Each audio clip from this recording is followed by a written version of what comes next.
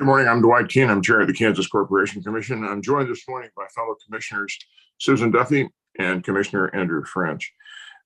Commissioners, at this time, I will call to order this meeting of the Kansas Corporation Commission on this Tuesday, November 22nd, 2022.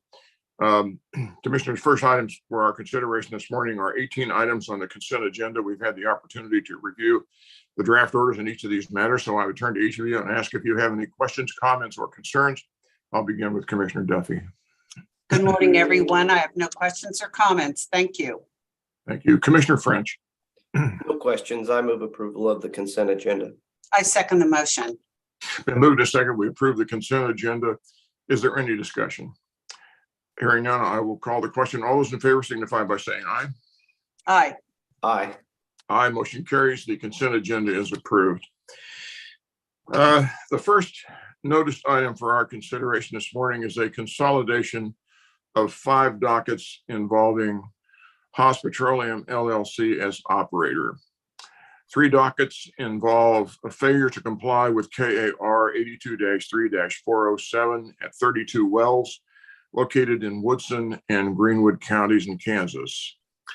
1 docket involves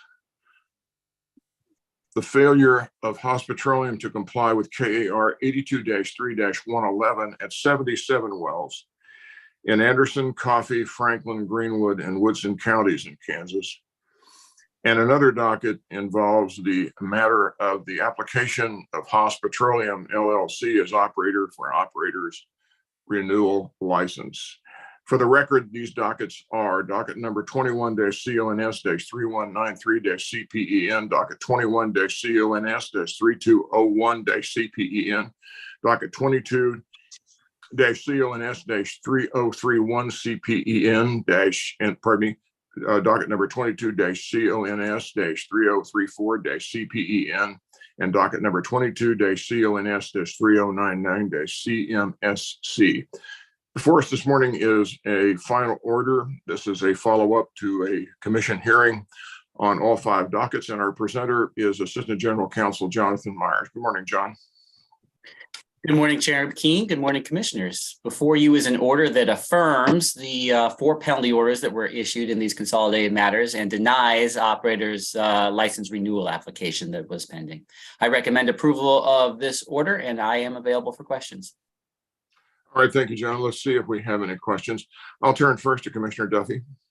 I have no questions. Thank you. Commissioner French.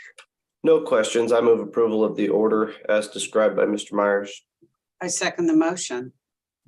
Been moved to second. We approve the order in this matter. Is there any discussion? Hearing none, I'll call the question. All those in favor signify by saying aye. Aye. Aye. Aye. Motion carries. The order is approved. Thank you, John. Next notice item is docket number 23-KGSG-281-TAR. This is in the matter of the petition of Kansas Gas Service, a division of One Gas Inc., for approval by the commission to change its gas system reliability surcharge per KSA 66-2201 through 66-2204. Before us this morning is an order approving gas system reliability surcharge, and our presenter is Assistant Litigation Counsel Carly Massenthin. Good morning, Carly. Good morning, and thank you. In this docket, KGS has requested a revision to its GSRS surcharge. In its original petition, KGS requested to recover $27,213,963 of total GSRS revenue requirement, which would have resulted in a revenue requirement increase of $7,845,281. Excuse me. Staff filed its R&R on October 25th in this docket. As detailed therein, staff made adjustments that result in a revised revenue requirement increase of $7,676,805. Staff recommends the commission approve its revised revenue requirement increase. If approved, staff's revisions result in an increase to residential customer bills by approximately 78 cents monthly or $9.36 annually. This amount is within the statutory cap on the monthly surcharge, which is 80 cents per residential customer as contained in KSA 66-2204E1. KGS has filed a response in which it accepted staff's recommendations. As well, staff has conferred with CURB, who also supports staff's recommendations. And with that, I am available for questions. All right, thank you for that outstanding overview, Carly. We appreciate it. Let's see if there are any questions. I'll turn first to Commissioner Duffy. I have no questions. Thank you. Commissioner French. No questions. I move approval of the order as described by Ms. Massentine. I second the motion. Been moved and seconded. We approve the order in this matter. Is there any discussion? Hearing none, I'll call the question. All those in favor signify by saying aye. Aye. Aye. Aye, motion carries. The order is approved. Thank you very much, Carly. Thank you. The final matter for our consideration this morning is an update presentation to the commission by Brightspeed. We're joined this morning by John Idu, the Government Affairs Director. Good morning, John. Can you hear me, John? We may be having some audio issues here.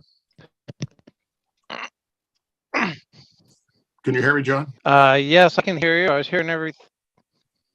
I can. Can you all hear me this morning? You were cutting out a bit, but I think it'll be all right. We'll just continue, and if we have a problem, we'll let you know. First of all, welcome. I'm going to turn it over to you, and if you would, give us your presentation. All right. Thank you, Chairman, and apologize for the audio. I was tracking really fine until I came on. My name is John Idu. I am Brightspeed's Director of Governmental Affairs. It's good to be back before the Commission. I do thank you for this opportunity to introduce Brightspeed. While Brightspeed is a new company, you have seen me before the Commission many times in previous roles with Lumen, with CenturyLink, Embark, and Sprint. This morning, I come before you to introduce you to Brightspeed and give you an opportunity to ask any questions that you may have with the Brightspeed transaction. We are thrilled at Brightspeed to officially have begun operations as a brand new company on October 3rd, following the completion of the acquisition of ILEC assets and operations in 20 states from Lumen. Like I said, Brightspeed is much more than a new brand or a new logo. It is a new management team, new ownership structure, and a new investment strategy, which focuses on fiber deployment. Now, our immediate focus is on ensuring service continuity and a smooth transition for our customers. Collectively, the Brightspeed team is dedicated to providing access to the best service possible and exceptional customer experience for customers both on fiber and on copper. Now, the company is underscoring this commitment by immediately expanding its dedicated customer service support teams by more than 35%. And some of those benefits have already been flowing into Kansas with some significant improvements over just the past 6 weeks. I've also shared with you some of our excitement as far as the fiber builds that we've been deploying in Kansas. And we expect to finish the first phase of construction and deliver over 10,000 fiber passings in Gardner, Squatamy, and Hiawatha by this time next year. And in subsequent years, we'll be bringing fiber to even more folks within our Kansas footprint. We're constantly looking for augment and accelerate our deployment. We are partnering with the Kansas Broadband Office. We have submitted 14 grant applications. Previously, as far part as Lumen, we were not participating in that, but we at Brightspeed did submit 14 grant applications. We haven't heard back yet, but win or lose, at least we're trying to be in that game and augment our own internal deployment schedules. But at this time, I just kind of wanted to introduce myself, let you know that we are very actively working with staff, and I would be amiss if I didn't compliment the commission staff in its dedication and professionalism. We go way back more than 20 years and have always had a highly professional and productive relationship with them. But that's really all I had on my agenda. Just kind of wanted to introduce Brightspeed, reintroduce myself as Brightspeed's representative, and see if there's any questions. Very well, John. Thank you so much for joining us this morning. We appreciate this update from you. Let's see if there are any questions. I'll turn first to Commissioner Duffy. Yes, thank you. And good morning, John. Nice to see you. Good morning. And we appreciate you coming here today. If you could tell me again where you're located, you kind of cut out, so I didn't hear all the locations in Kansas. I'm sorry. I am Well, where Brightspeed out of the is Kansas located. City area, but we are in 119 exchanges in Kansas. It's the Okay. same footprint as United. Where we're going with fiber deployment is the Osawatomie Exchange, Hiawatha, and Gardner. We Okay, already have some fiber in Gardner. We have some fiber in Junction City already, but those are just our augment plans for 2023.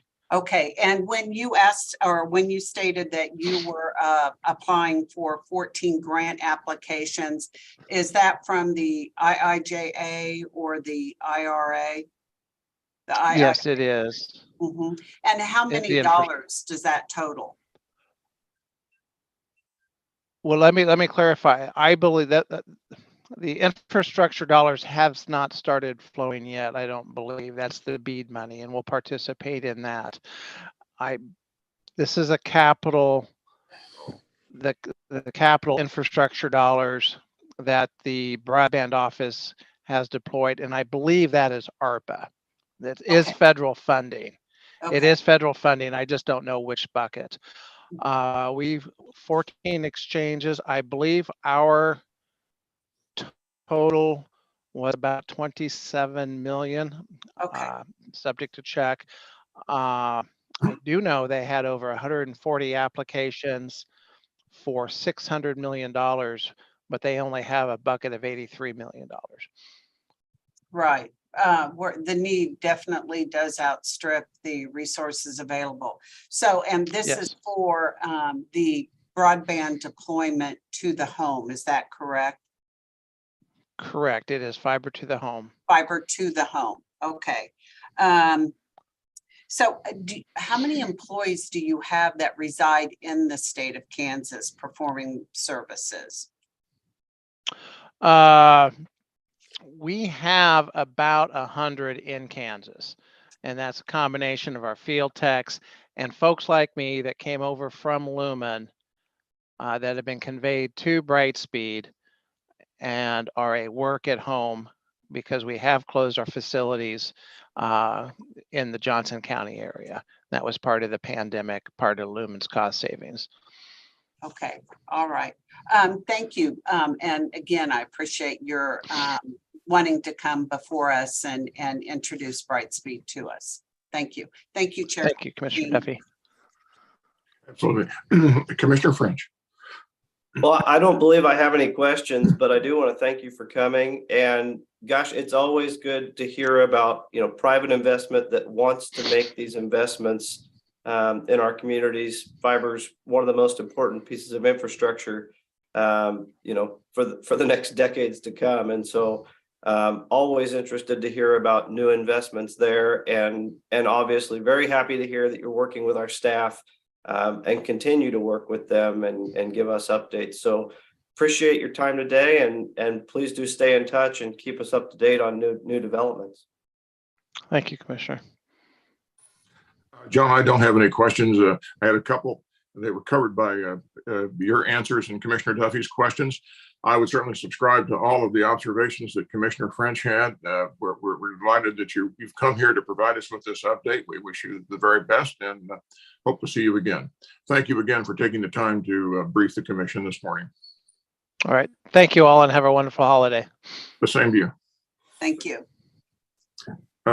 Commissioners, I believe this concludes all of the matters that we had on our agenda for consideration this morning.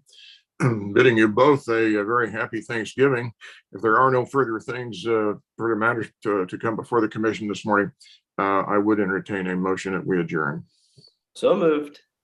Second, and safe travels, everyone. Yes, indeed.